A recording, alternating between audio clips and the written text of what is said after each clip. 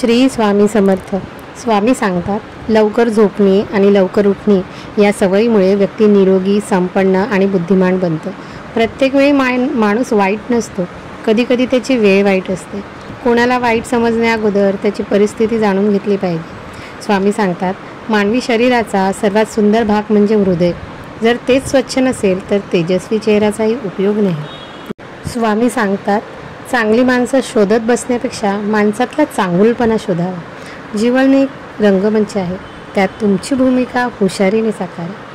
स्वामी सांगतात, वेळ ही सगळ्यांवर येते आणि वेळ ही सगळ्यांचीच येते.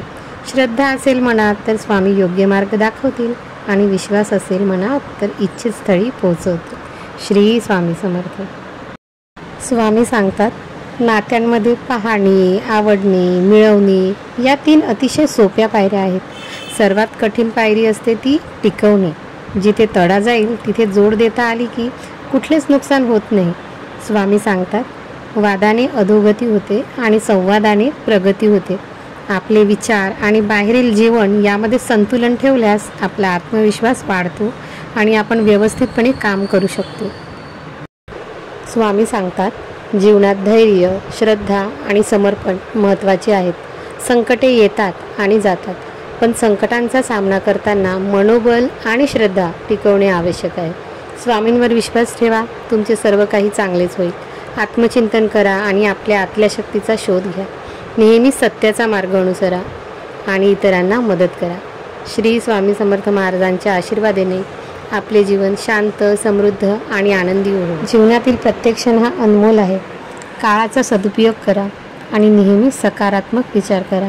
आपल्या कर्मावर विश्वास ठेवा आणि कर्तव्याचे पालन करा. इतरांच्या मदतीला नेहमी तत्पर राहा आणि प्रेम, दया व करुणा यांचा स्वीकार करा. मनशांती मिळत नाही म्हणून शंकेपासून दूर राहण्याचा प्रयत्न करावा. एखाद्या व्यक्तीबद्दल मनात क्रोध असेल तर तो लगेच व्यक्त करावा. क्रोध मनामध्ये दाबून राहिला तर मन अशांत राहते. स्वामी सांगतात, लक्षात ठेवा, कोणाला तरी दिलेला त्रास आपल्यालाही दुप्पटपटीने भोगावा लागतो.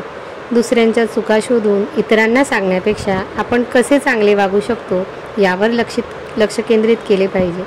स्वामी सांगतात, क्रोधाच्या क्षणी संयम राखला तर पश्चातापाचे क्षण वाचतात. मन स्वामी भक्तीत तल्लीन झाले की आयुष्याचे आपोआपच सार्थक होते. स्वामी सांगतात, चालण्यासाठी आपले चरण आणि प्रगती करण्यासाठी आपले आचरण खूप महत्त्वाचे असते. अतिविचारामुळे आपण आपल्या आयुष्यात काल्पनिक समस्या निर्माण करतो, ज्या अस्तित्वातच नसतात. अशा गोष्टींचा विचार करतो. स्वामी सांगतात, मनापासून केलेल्या प्रार्थनेला उत्तर हे मिळतंच म्हणून निश्चिंत राहा. कुणालाही न दुखावता जगणे याच्या इतके सुंदर कर्म जगात दुसरे कोणतेच नाही आणि ज्याला हे कळले त्याला वेगळे पुण्य कमावण्याची गरजच नाही.